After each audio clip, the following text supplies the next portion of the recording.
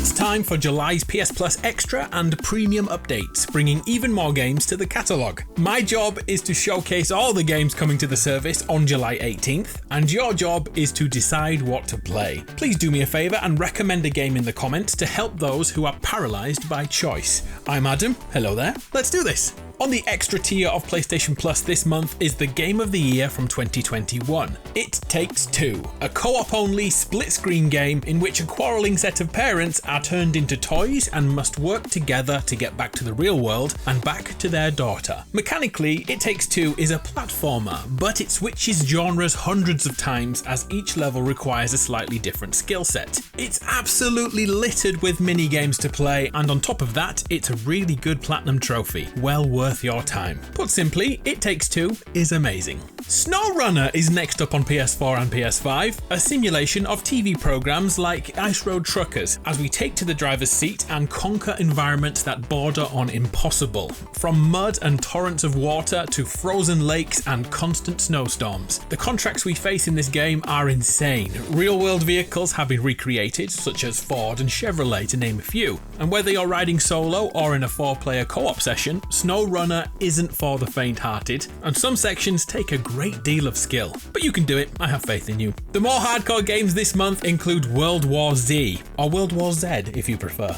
Yet another co-op game as 4 players face swarms of zombies in a third-person firefight. The story campaign follows the same format as the movies, as survival is paramount, and a cool little touch is each member of the group has their own story of how they got there. It's a simple premise: prepare for attack and defend your objective until you've taken them all out. And there's also a PvP mode if fighting AI zombies isn't enough for you. Next, an RPG, and yet again it's a cooperative experience if you want it to be. The Ascent plays like a twin-stick shooter, but it evolves past that quickly, with a cover system and a unique weapon range mechanic. Then the cyberpunk-inspired world takes over as augments are unlocked that can change our character fundamentally, whether that's just basic hacking skills or the ability to destroy walls that were once impossible to even scratch. The reviews are very mixed, with highs of 9 out of 10 and lows of 6s, so the only way you can really know for sure is to play it yourself. Or to check in the comments, I guess.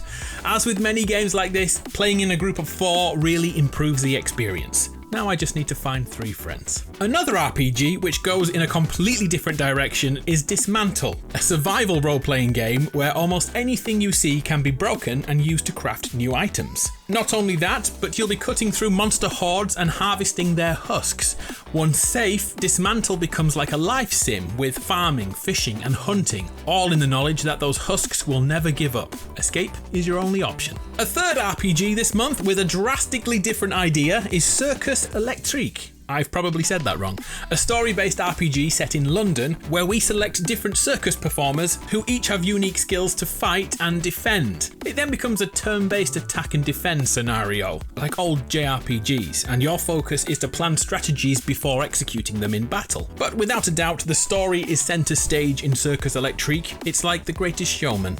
Next, onto SpongeBob SquarePants Battle for Bikini Bottom Rehydrated. The game from 2003 has been dragged up to date, as SpongeBob, Patrick and Sandy are all playable characters who can be switched to and from freely at a bus stop, no less. Each character has a different skill set, making impossible paths accessible to the right characters. For a nostalgia hit, this platformer Rehydrated is great, and reviewers say this is a 69 out of 100. Speaking of older games, the 2015 legendary Undertale is here, a single-player dungeon-style role-playing game which completely turns your expectations against you, like talking your way out of boss fights and making friends. But when that fails, you'll experience a different type of fight mechanic, which is like a 2D bullet hell, using your cursor to avoid numerous enemies on screen. It's like Returnal, but in 2D. Undertale was made by one person, Toby Fox, and has an average review score of 92 out of 100, because Undertale is legendary. If you need something more intense, then take a look at Sniper Elite 5. The long-running third-person shooter is all about stealth and finding the right location to use your scope to pop a few shots off before relocating to fool your enemies into looking in the wrong places.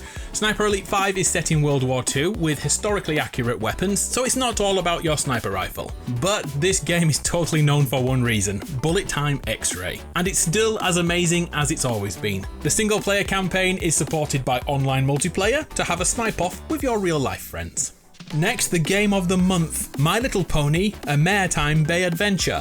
For the bronies out there, play as Sunny the adventurous Earth Pony, who has magical powers by the way. We are tasked with bringing the magic back to the town, and go on the occasional epic fashion show too. I know you're tempted by this. I completely understand. We have a few melee-focused games landing this month. Dynasty Warriors 9, hang on, would you say Dynasty Warriors? Well, however you want to say it. That continues the long-running series, and it's all about hack and slash addictiveness. Endless waves of foes flood the screen, and you single-handedly take them all down, because you're a badass. Dynasty Warriors tends to focus on Chinese history, whereas Samurai Warrior 5 continues the hack and slash theme, but this time in a more Japanese vibe. Samurai Warrior has evolved and includes Citadel mode, which is like a tower defense style approach with unlockable upgrades. Another fighting game with far less going on screen is Melty Blood type Lumina. It's the usual one-on-one fighter with light, heavy and medium attacks used to beat your foes to a pulp.